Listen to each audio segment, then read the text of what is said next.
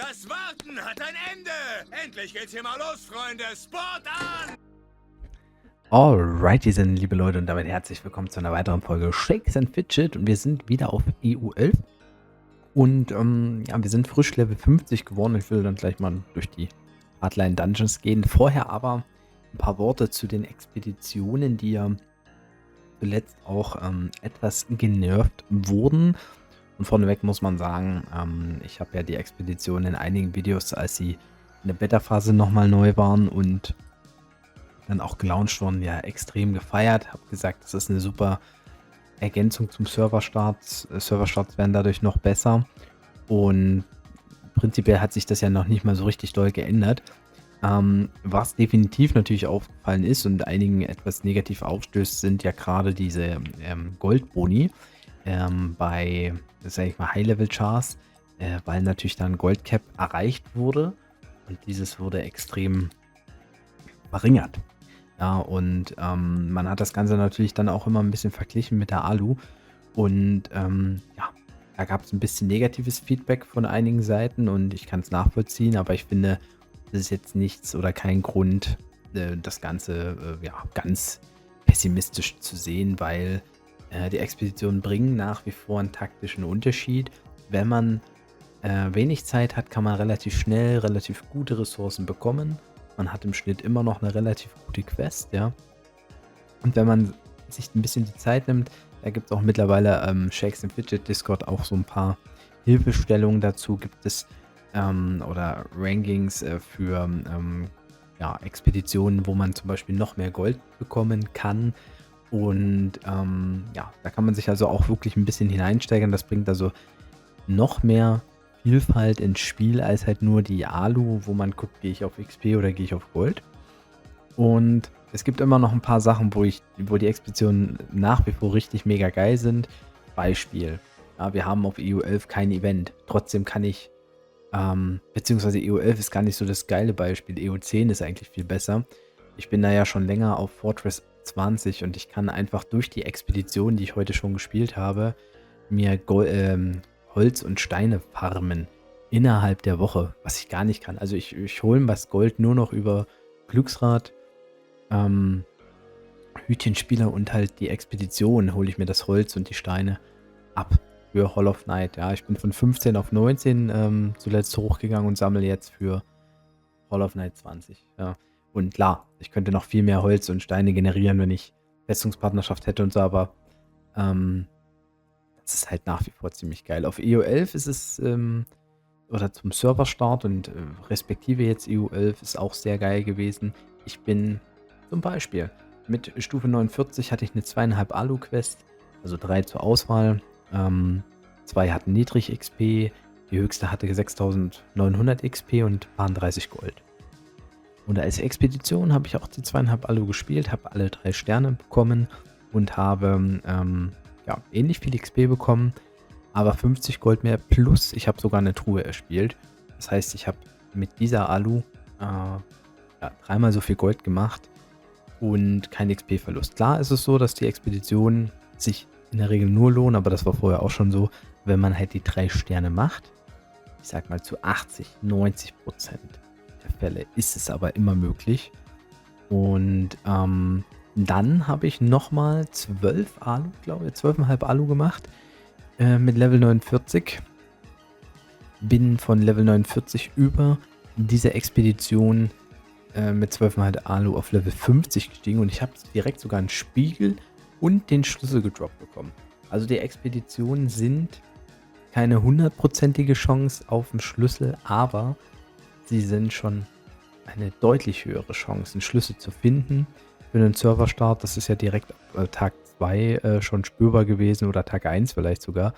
Wenn man zum Beispiel immer seine kleinen Quests spielt, ne, normalerweise spielt man ja in der Schlüsselsuche, dass man sich immer die kürzeste Quest sucht, bis hoffentlich die Quest dabei ist, wo der Schlüssel drin ist. Wenn man sich das dann runterspielt auf 2,5 Alu und man hat hier keinen Schlüssel, ja, in allen 3 Quests wird hier kein Schlüssel angezeigt, dann kann man auf Expedition gehen, Expedition machen und wenn man Glück hat, droppt der Schlüssel. Ja, es ist nicht zu 100% so.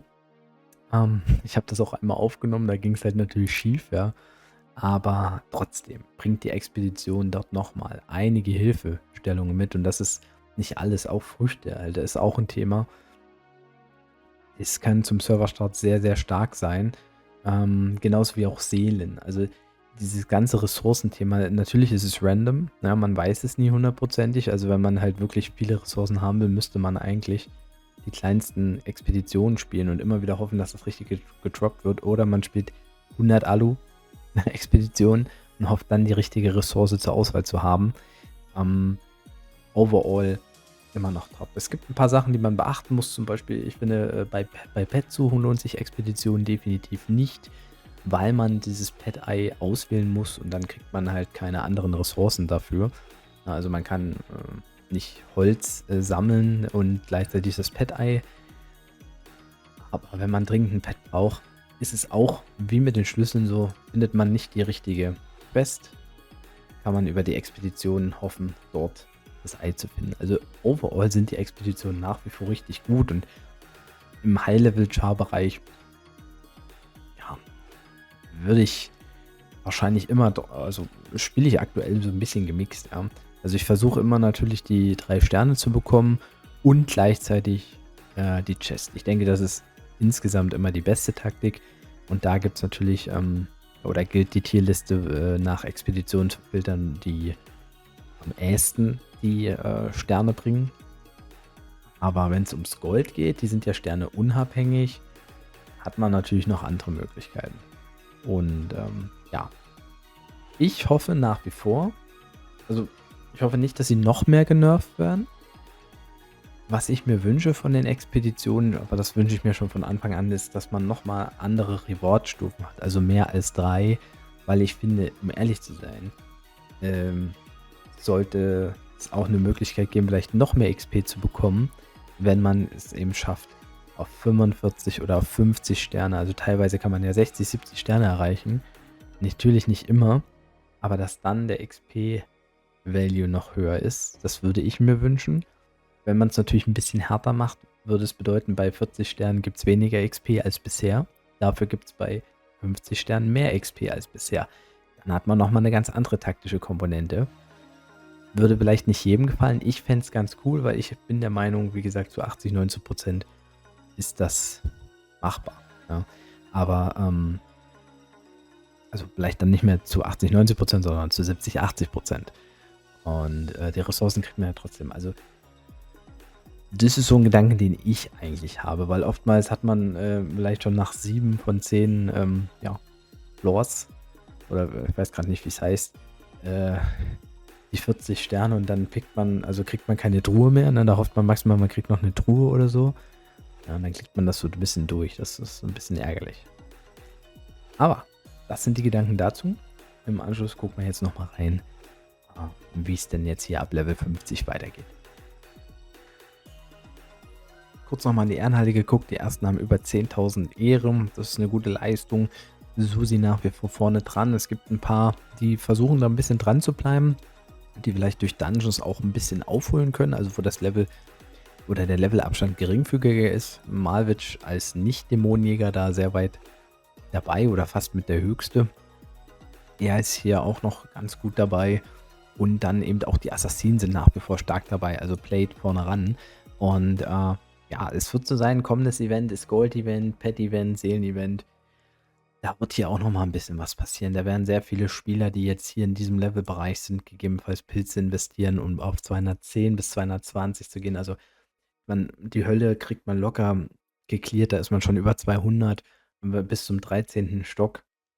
Also wenn man dann noch so 4 Dungeons weiter höher geht, da ist man schon auf Level 210 plus, weil man ja auch Wirbelsturm macht. Man macht dann auch viele Schatten-Dungeons, also so ab Level 160, 170 ist man da auch im Schatten-Dungeon-Bereich schon recht gut unterwegs. Und da gibt es auch viel XP zu farmen, neue Items. Ein Epic-Event braucht man nicht zwingend, wenn man Glück hat und gute Items gedroppt bekommt. Aber das ist jetzt nicht hundertprozentig natürlich immer der Fall. Aber ja, es gibt dann auch mal der eine oder andere Petzer, der braucht dann halt nur eine neue Waffe. Dann pilzt er sich auch mal durch den Weapon Shop ohne Epic-Event und hat das Glück, weil man ja immerhin durch die Level-Abstiegs auch ohne eine Epic-Waffe, aber mit einer besseren normalen Waffe vorankommt. Und Das bringt auch nochmal einen guten Boost. Das ist ja zum Serverstart schon so und das ist auch im späteren Verlauf so. Ich sehe gerade den Ring, den ich bekomme, das ist gar nicht so schlecht, aber bringt mir halt leider nicht viel. Und so erwarte ich, dass also nach dem Wochenende da sehr viel, also einige Spieler mehr über Level 200, 210 auf jeden Fall sind. Und ja, in der Spitze wird sich das zeigen, weil Susi, wenn er weiter Vorsprung halten will, muss er auch viele Pilze investieren, um nochmal neue Dungeons zu schaffen, um weiterzukommen in den ganzen Geschichten. Und das kann auch ganz schön ins Geld gehen. Das macht nicht jeder. Wenn er das aber macht, wird er mit Abstand der Erste sein, der Level 300 erreicht. Ganz klar. Stand jetzt also da. Das kann man, wenn er weiterhin jeden Tag viele Pilze reinballert, dann nicht aufholen. Zumindest ist es nicht in dem Fall. Ja, das wird dann interessanter bei der Dungeon-Pause. Ja, und ansonsten haben wir aber relativ viele Spieler auch überhaupt über Level 100. Das ist jetzt, sage ich mal, auf anderen Servern nach Tag 3 der Fall gewesen. Wir sind jetzt bei 200 Spielern locker, die über Level 200 sind. Zombie zum Beispiel spielt aber schon gar nicht mehr. Hat, glaube ich, nur, weiß nicht, nur einen Serverstart mitgemacht oder sucht er gerade Festung? Ich weiß es gar nicht, aber ja, ist ja normal. Also ich kann es nur wiederholen, also dass ich jetzt Level 50 nur bin, ist auch nicht so häufig der Fall. Meistens bin ich höher im Level, aber es macht ja trotzdem Spaß und ich freue mich riesig, dass wir jetzt hier einen Dungeon-Schlüssel haben, weil die beiden Dungeons, da geht nicht mehr viel. Also da bin ich bei 0,1%, weil ich mich auch nicht neu geupgradet habe. Also meine neuesten Items sind die Schuhe gewesen, der Gürtel. Die anderen Items sind genauso wie die Steine, wenn man mal die Werte vergleicht, 119 zu 92, die sind 2-3 Tage alt. Und ja, meine Waffe auch. Aber der Dungeon hier bringt mir jetzt nochmal 1-2 Level. Will ich hoffen. Vorführeffekt, Kappa Class. Und dann mit diesen 1-2 Leveln ist das nochmal eine andere Geschichte. Vor allen Dingen in der Waffe. Also ich würde gerne jetzt noch eine neue Waffe suchen, nachdem der gefallen ist und vielleicht auch der nächste. Also die müssen auf jeden Fall gehen. Ich habe es mir nicht angeguckt, aber was? 6 HP. Hat der 6 HP gerade gehabt? Was? Das ist auch sehr wenig. Ein Level 51 halb und jetzt kommt genau der 80er noch. Den 82er haben wir schon geschlagen, also der muss definitiv noch fallen und die anderen sind dann ja, mit einer neuen Waffe vielleicht drin und ein paar neuen Items. Level 52,5 ist eigentlich ganz gut. Ja, ich tendiere im Moment mit der Alu, die ich habe, vielleicht noch auf Level 53 zu gehen, bevor ich jetzt die Waffe suche und die Steine, weil es einfach einen kleinen Boost gibt. Vorher aber, damit ich es nicht vergesse, werden wir mal das Gold nehmen und erstmal hier auf 9,9 gehen. Ich werde dann über die Nacht dann auch auf 10,10 gehen, aber man sollte jetzt auf Freitag auf jeden Fall hier auf 9,9 sein in der Gilde. Das wollte ich auf jeden Fall machen. Gold hat man ja genügend zur Verfügung. Hier kann man natürlich auch schon mal starten, ne? Ist klar. Mache ich das? Mache ich das oder meist nicht? Ich glaube, ich mache es schnell. Dann brauche ich aber hier einen kleinen Busch. Ich mag den Unicorn eigentlich ganz gerne. Ich werde jetzt aufgrund des Vorführeffekts keine 3 Sterne erreichen. Safe Gold. Aber immerhin haben wir schon mal das extra Gold, ja. Ist auch nicht schlecht. So, jetzt geht's mal hier los. Das ist nicht schlecht. I love the bait. Und auch hier gehe ich tatsächlich auf die Ressourcen, auch wenn es nicht so viel ausmacht. Aber auch hier auf dem Server, also Festungsangriffe, da habe ich null Bock drauf. Muss ich so sagen, wie es ist, ja. Naja, innen aus war es knapp. Okay, also kein gutes Beispiel für, naja, immerhin über 6, also über 45 bin ich gekommen. Also wenn man da schon eine andere Gewinnstufe hätte, wäre das schon mal mega interessant. XP kriegen wir auf jeden Fall ein bisschen was. Haben wir sogar einen Spiegel bekommen, nicht schlecht. 79, also zweimal 50 Alu, da bin ich auf jeden Fall Level up. Schauen wir mal hier rein, was haben wir denn? Ich glaube, wenn ich die Alu jetzt erhöhe... geht das auf 12,5. Na, dann nehme ich mal den. Pokal ist eigentlich auch machbar. Oh, dann nehme ich natürlich den brauchen wir definitiv. Ja, kann man eigentlich mal mitnehmen. Da kriegt man auch nochmal einen 5er danach. Das ist nicht schlecht. Ja, das sieht schon mal hübsch aus. Die Steine. Was ist denn hier los? So viele Baits. Der gibt 10 extra. Ich bin ja schon bei 35, also ja genau, da haben wir schon mal den 5er. Ich könnte jetzt hier natürlich auch reingehen, aber es macht keinen Sinn. Wenn ich mehr XP kriegen würde für höhere Punkte, dann würde das vielleicht Sinn machen. In dem Falle hoffe ich, dass ich jetzt durchkomme. Leider ohne... Ah, da kommt der Koffer hin. Raus. Geil. Schön. Nochmal extra Gold. 105 Gold, ne? Das brauchen wir für die Mine. Oh, Inventory ist full. Muss ich mal reingucken. Das ist... ja, das können wir verkaufen. Das können wir auch verkaufen. Können wir eigentlich alles verkaufen. Braucht kein Mensch. Ja, den Spiegel müssen wir natürlich mal reinnehmen. Zack. Zack. Da haben wir jetzt 39.000 XP, 79, ne? Also eine 25er. Nicht aus Feuer mit 25 könnte ich probieren. Ich könnte aber auch die 10 Alu jetzt so spielen. Müssen wir mal gucken. 12 Alu waren jetzt 39.000 XP. Nehmen wir mal das hier. Das ist halt auch so ein Ding mit den Expeditionen. Wenn man jetzt halt so Alu hat wie hier, ne? Das sind alles keine optimalen Quests. Ja? Da überlege ich tatsächlich schon wieder jetzt dann doch umzusteigen.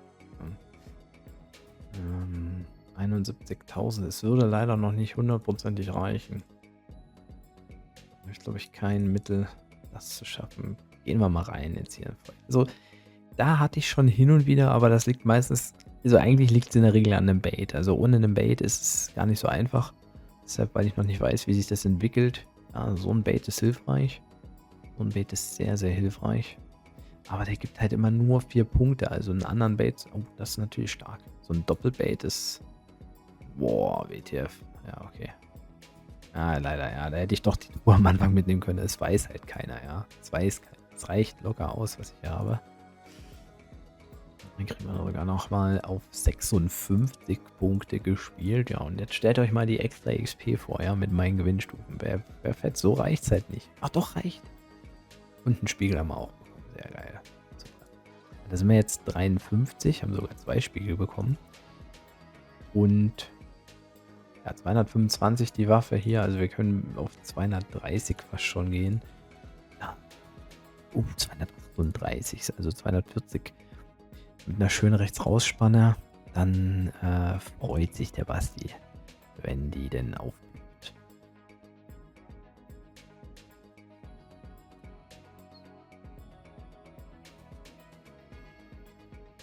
Mal sogar eine 243er Waffe mit 316 rechts raus. Also das ist genau so, was brauche ich mit Intelligence. 52 Durchschnittsschaden sogar. Also es wird ja immer besser. Auch rechts raus gefällt mir leider Stärke. Was natürlich eigentlich auch blöd ist, wenn man so jetzt eine Waffe sucht. Eigentlich müsste ich auch gleich hier in dem Bereich mal reingucken. Also das lohnt sich definitiv auch, ja. Ich kann eigentlich mir fast alle Items angucken. Ja, und ich habe es ja vorhin erwähnt, man kann sich auch durchblättern, um Epics zu finden. Das hätte ich auch genommen, das Epic, wenn es einen Slot gehabt hätte. Leider hat es natürlich keinen Slot, soweit sind wir noch nicht. Schade.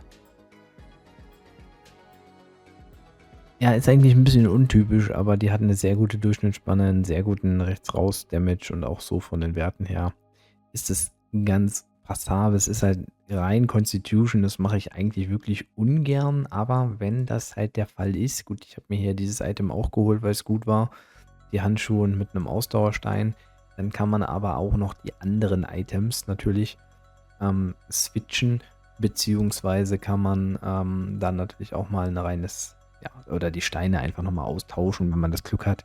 Eine Epic-Waffe wäre natürlich ganz, ganz viel fetter gewesen. Ich gucke mir mal an, wie die Dungeons jetzt aussehen.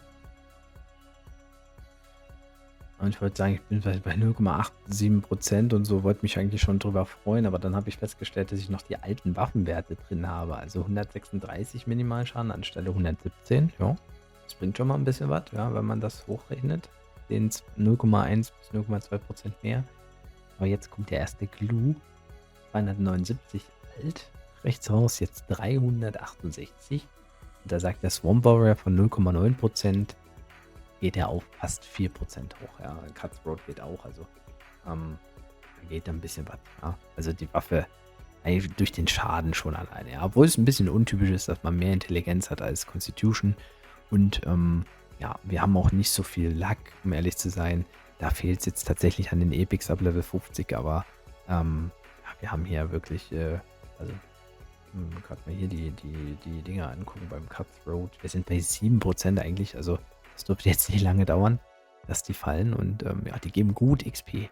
Die geben richtig gut XP. Das kann ich nochmal sagen. Also ich schaue nochmal in den anderen rein. Wild Boar, auch der ist bei 3%, also sind wir locker bei Level 55 oder 56, wenn wir die alle besiegen, aber der Cutthroat, die Waldfee, der lässt sich ein bisschen lumpen. Man könnte jetzt sagen, Skill doch einfach. Die Prozente sind so hoch, es ist halt einfach der RNG-Faktor, der jetzt reinkickt. Ja, so viele knappe Versuche auch schon gewesen. Da muss man jetzt durch als Lurch. Ja, das ist jetzt durch das Sponsoring, kann ich mir das halbwegs leisten. Wenn ihr kein gesponserter Spieler seid, dann kommt ihr natürlich besser. Ja, dafür ist der im First Try passiert. Das ist natürlich auch nicht schlecht. Und der auch im First Try. Naja, da haben wir insgesamt also ganz gut gemacht bei den 3 Dungeons. Und ja, jetzt kommen hier 19. Da ist eigentlich denn der hier vom Dungeon 3. Der kleinste. Und wenn wir jetzt nochmal im Level hochgehen, wir sind 55, kurz vor 56. Ja, da würde jetzt hier auch schon wieder was gehen. Und jetzt könnte man hier weitermachen. Man könnte hier neu equippen wieder. Es gibt einige Items, das hier. Das auf jeden Fall. Steine, die man verbessern kann. Ja, ich bin noch zufrieden. Gehe jetzt erstmal auf 10. Werde mir jetzt hier das Level abholen. Wie viel XP sind es? 27.000. Schauen wir mal. Kriegen wir das hin? Nein, das werden wir nicht hinkriegen mit 2,5 Minuten. Aber mit der Alu erst recht nicht. Gehe ich noch mal eine Expedition rein. Toilette. Give me the toilet paper, please. So, haben wir erstmal die 20 drin. Dann haben wir einen Bait dabei. Also Baits. Die Bait-Chance darf nicht verringert werden. Also das ist schon recht witzig. Ja, jetzt bin ich ein bisschen ins Risiko gegangen, aber wir kriegen beides. Wir kriegen die Chest und das Gedöns und ja, kriegen mehr XP als mit der Alu. Ich habe es ja schon erwähnt. Ja, aber hätte ich mir vielleicht vorher das Ding hier holen sollen. Ich gehe jetzt mal in die normale Alu rein, einfach mal wegen der Klassik halber. Wir brauchen ein bisschen was. Das ist okay. Das war ganz okay. Jetzt brauchen wir nur noch die 11.000 hier. 21.000 bietet sich eigentlich an. Da sind wir auf 56. Und jetzt könnte man das Spiel weiterspielen. Ja, also jetzt hat man ja noch viele Dungeons zur Auswahl. Ab Level 60 aufwärts wird es ein bisschen schwieriger. Da braucht man eigentlich wieder das Epic-Event. Ja, aber wie gesagt, für mich reicht es jetzt. Das Video haben wir auch sehr gut und wissenswert eigentlich durchgeführt. Ich hoffe, der Part hat euch auf jeden Fall gefallen, auch über die Art und Weise.